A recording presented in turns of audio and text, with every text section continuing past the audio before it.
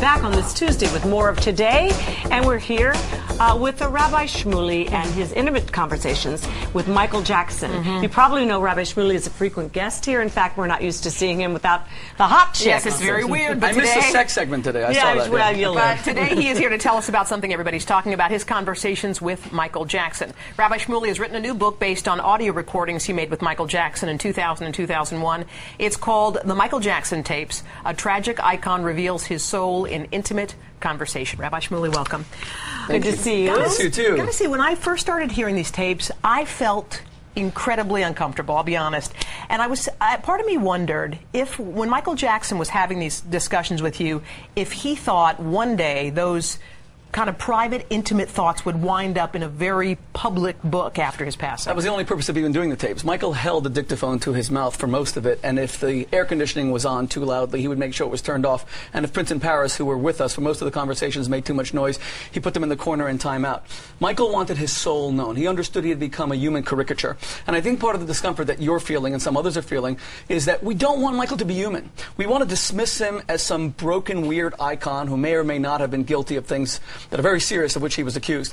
But the idea of actually relating to him as a human tragedy, as an American morality tale, is something that we're just not prepared to do. Look at the Staples Center thing. This guy died of a drug overdose, and yet they made his memorial service, his funeral, into a concert, for goodness sake. So there's time to mourn him as a man, and that's why he did these conversations. He wanted to be known as a man. He seems so private, though. He spends his life being private, and these discussions came out early in 2000, 2001. I mean, the way he veiled his kids and didn't say anything about his dad ever publicly, that's what's weird. Well, no, on the contrary, that part was weird. The fact that Michael always veiled himself. You see, Michael made a Faustian bargain. He thought that the more mysterious he'd be and the stranger he'd be, the more people would talk about him. And I told him, no, they're just going to think you're weirder and weirder. Right. There's a need now for you to tell people who you really are. And when we discover in this book just how broken, how much he suffered, the kind of isolation, pain, and loneliness that he endured, suddenly we see him as a person, and our heart goes out to him, and we miss him. I think maybe Hoda's idea is, when you're writing a book, or you have an intention to write the book, you always want to get all of it out and see it on paper and see what you can live with, what you maybe would like to edit a little bit more. And Michael didn't have the opportunity to edit this. I think that's your concern. Not that he was writing nobody wants to think that a friend in some way might have betrayed our trust. No, I didn't betray anything whatsoever. That's on the contrary, asking you. How do you let me make feel something about absolutely categorically clear: that Michael did these conversations for no other purpose than to have it published. And he says in the tapes over and over again how important the book is to him. He sent me to interview his mother, Katherine Jackson, one of the most interesting chapters in the book. He wanted me to go to Elizabeth Taylor. He wanted this to be a comprehensive view of who he was, specifically in intimate conversation. If anything, what destroyed Michael was not this book. This book has opened a groundswell of public support for him. It was the Martin Bashir documentary that was staged, that was planned, where Michael thought he could manipulate what was shown, when he finally got up and said, I share a bed with children, and he lost the whole world. Let's listen to some of this, because I think here's the first one. Michael talked about why he sought fame and success. And let's hear this in Michael's own words. Let's play that tape. I'll never forget one day he said, and I hate to repeat it, but I'll never forget it. And God bless my father, because he did some wonderful things, and he was brilliant. He was a genius. But one day he said, I'll never forget it, he said, if you guys ever stop singing, I'll drop you like a hot potato. That's what he said. It hurt me.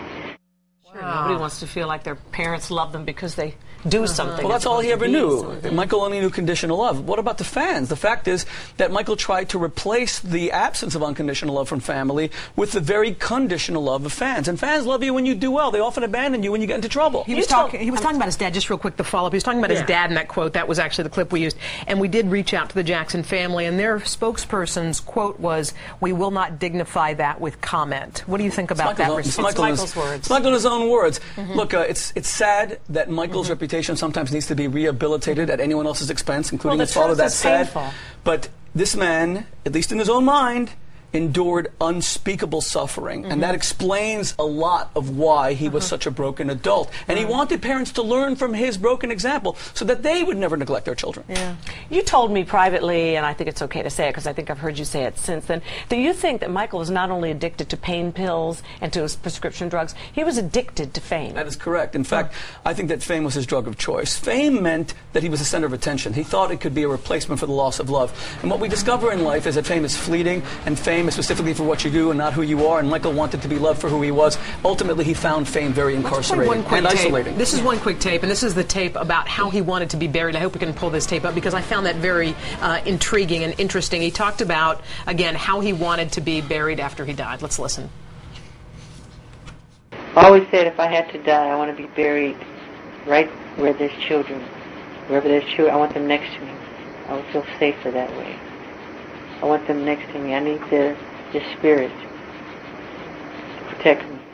I thought that was interesting. He said he wanted to be buried with children. Oh, it's devastating to hear this because, you see, Michael was very suspicious of the adult world. For him, the adult world was prurient because he had experienced vulgar sexuality as a child when he was performing already at 5 at striptease clubs. It made a terrible, toxic impact on him. He felt that adults were exploitative and wanted something from him, and the only people he felt comfortable around were children because they had no agenda. Yeah. Let me ask you this, though. You talk about the exploitation of his father.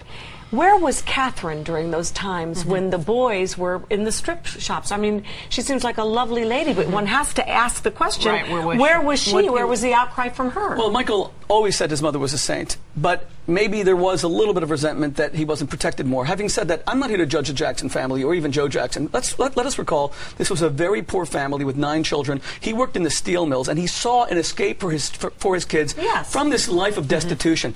So, on the one hand, we can condemn it.